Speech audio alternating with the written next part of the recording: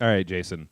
This is Infamous Second Son. Yep. Pretty good, but I'm really waiting for the sequel set in Vietnam. What? Yeah. Really? Infamous Fortunate Son. Oh, that would... No. No credence jokes. What? Why? What are you, 60? Oh, man. Ah. I'm hip with the lingo. No, all the you're kids are really into. not. You're not. No? No. All right. Well, Infamous Second Son is certainly hip. It's actually the hipsterest game ever as you play Delson Rowe. That's his name? That's his name. That's his given name? Yep. Parents didn't even give him a chance, right? Yeah. Yeah.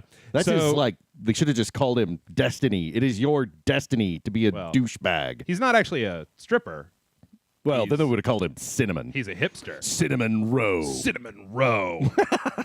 So Infamous 2 takes place in Seattle, Washington, and I got to say that it is probably one of the best-looking games that I have ever seen on the PlayStation 4. Between the lighting effects, the particle effects, the smoke, the wetness of the concrete, all this stuff, they all blend together really well to create just like visually stunning mayhem on an epic scale. Pretty immersive? Yeah, pretty good. Yeah. And it's all complemented by the fact that as the main character, you get not one, not two, not three, but 4 different superpowers. 4? Yep.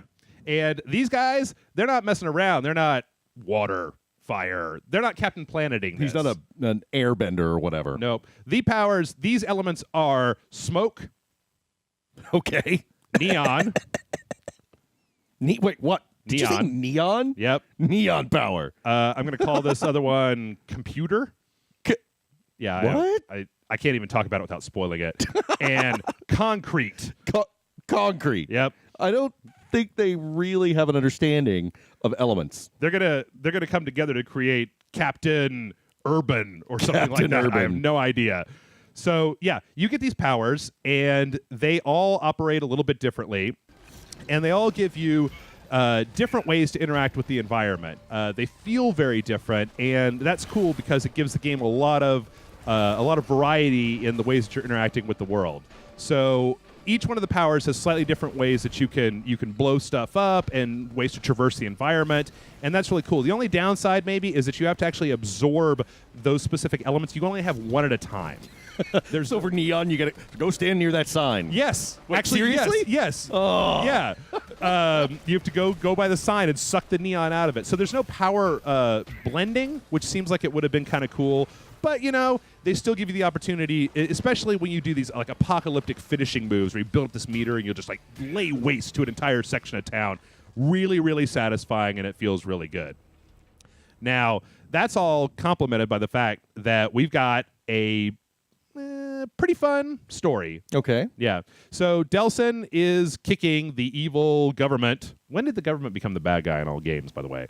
Right around the time that they became the bad guy in real life. Fuck the man! Oh, shit. Yeah, well, they moved into Seattle and set up gigantic checkpoints full of rock men with machine guns. What? Ben Grimm, how could you? I know. So you have to liberate the town. And you can choose to do this in either the good way or the total dickbag way. Dickbag way! Which basically boils down to, do you want to carefully knock people out or explode them with rock missiles? It's like the Force. Yeah. Give in to your evil neon power. On top of that, you can also make a series of moral decisions as the game goes on that basically paints you as a good guy or a bad guy.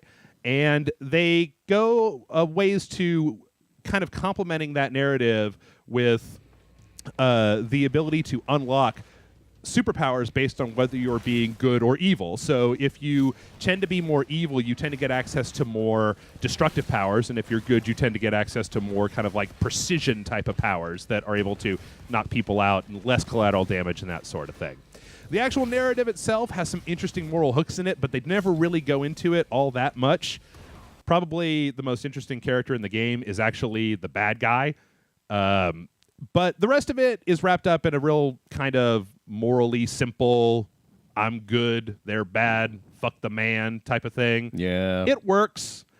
Unfortunately, that's not the only thing that's simplistic in this game. There are a ton of repetitive side quests here that you end up, you really just end up doing the same kind of 8 to 10 different things over and over and over and over again throughout the course of the game. Blow up the evil command center, like over and over and over again. Liberate this section of town. And there are some subquests that are in there for spice, but there's really only 4 or 5 of them. You got to pick out an agent that's blending in with the crowd. You got to track down a hidden camera or that sort of thing. They're very generic, and outside they feel more like filler than anything else. The first few times you do them, they're all right, but by the time you get to like the 15th or 16th time, they're a little boring. Yeah. So this game is pretty good, and it's got a decent amount of replay value in that you can go back through if you play as evil and be good. But they took out all of the DLC quest stuff from 2, so there's not really a whole lot after you've seen the main narrative twice to get out of this. That's unfortunate. Yeah. It's a good game, not the best. Great showcase, and if you got a PlayStation 4, I think it's totally worth owning. I give it a 4 out of 5. Ooh, yeah. Not bad. So I think I already know the answer to this, Jason. But if you were able to use any urban element to get a superpower, what would it be? You do know the answer. I wield the power of Scotch. Yep. Saw it coming. It already gives you superpowers. That's it? not a myth. Oh, shit. That is science.